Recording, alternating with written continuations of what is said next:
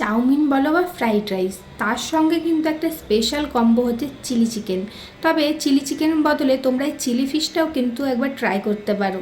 হ্যাঁ, আজকে আমি তোমাদের সাথে শেয়ার করছি চিলি ফিশের একটা দারুণ রেসিপি, যেটা আমি বানিয়েছিলাম আর খেতে অসাধারণ হয়। আমি এখানে নিয়ে নিয়েছি 250 গ্রাম মতো ভেটকি মাছ, তাতে দিয়ে দিলাম 1 চা চামচ লেবুর রস, দিয়ে দিলাম 2 চা চামচ আদা রসুন লঙ্কা বাটা, দিয়ে দিলাম 1/2 চা চামচ সয়া সস, দিয়ে দিলাম 1 চা চামচ নুন বা তোমরা স্বাদ অনুযায়ী নুন এখানে অ্যাড করবে, দিয়ে দিলাম 1/2 চা চামচ গোলমরিচ গুঁড়ো। এবার এটাকে ম্যারিনেট করে আমি 10 মিনিটের জন্য রেখে দেবো। আমি যেখানে ভেটকি মাছ ইউজ করছি, তোমরা যে কোনো বোনলেস মাছ এখানে ইউজ করতে পারো, বাসা মাছ চাইলে ইউজ করতে পারো, ভোলা মাছ চাইলে ইউজ করতে পারো, সমস্ত কিছুই।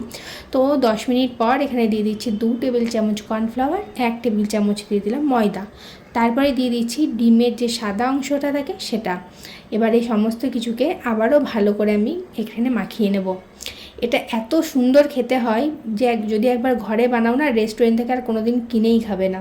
আর ঘরে বানানো খাবার অবশ্যই সবসময় একটু বেশি হেলদি হয়ে থাকে বাইরের খাবারের চেয়ে।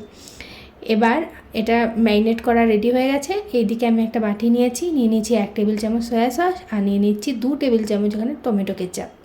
এবার এই দুটোকে মানে সুন্দর করে মিশিয়ে নেবো। একটা সস আমি এখানে তৈরি করে নিচ্ছি এই দুটোকে মিশিয়ে নিয়ে। এরপরে আমি আগে থেকে তেল গরম করতে বসিয়ে দিয়েছিলাম। এবার তাতে একে একে ম্যারিনেট করা মাছগুলোকে আমি এখানে দিয়ে দিচ্ছি। এবার মানে খুব বেশি আঁচে এটাকে ভাজবে না, মিডিয়াম আঁচে এটাকে ভেজে নিতে হবে। এবার উল্টো এপিট ওপিট করে চারিদিকে উল্টে পাল্টে এটাকে ভালো করে ভেজে নিচ্ছি। আর তোমরা যদি চাও না এটা এরকমও খেতে পারো, সস দিয়ে খেতে খুব সুন্দর লাগে, মানে পকোড়ার মতন লাগে মাছের, তো খেতে দারুণ লাগে। আমি তো এরকমও খেয়েছিলাম, প্লাস আমি চিলি ফিশও করেছিলাম, তবে আমাদের বেশিরভাগটা এইটা খেয়েই উঠে গেছিলো এই পকোড়ার মতোটা খেয়ে।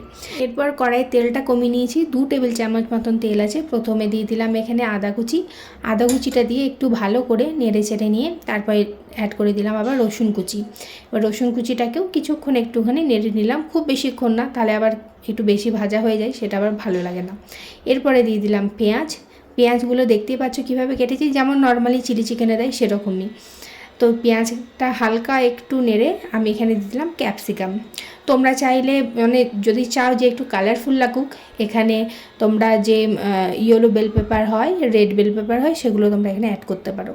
এরপরে দিয়ে দিলাম কাঁচা লঙ্কা কুচি, তারপরে খুব ভালো করে এই সমস্ত কিছুকে মিশিয়ে নিচ্ছি।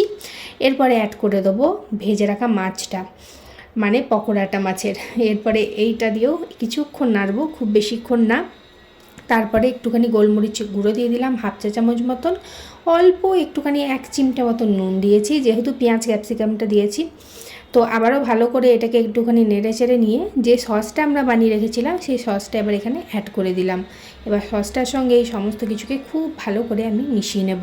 আমি তো ড্রাই চিলি ফিশ বানাচ্ছি, তোমরা যদি গ্রেভি চাও তাহলে 1 চা চামচ কর্নফ্লাওয়ার 1 কাপ জলে গুলে এর মধ্যে দিয়ে দেবে, এই সময় অ্যাড করে দেবে। তারপরে ওই 3-4 মিনিট ফুটিয়ে নিয়ে নামিয়ে নিলেই রেডি হয়ে যাবে। আর শেষে নামাবার আগে আমি দিয়ে দিলাম ওপর থেকে একটু পেঁয়াজ কলি, ব্যাস রেডি হয়ে গেল গরম গরম চিলি ফিশ। তো আজকে ভিডিওটা তোমাদের কেমন লাগলো কমেন্টে অবশ্যই জানাবে। ভিডিও ভালো লাগলে পেজটা ফলো করে দিও, আর ইউটিউব থেকে দেখে থাকলে সাবস্ক্রাইব করে দিও।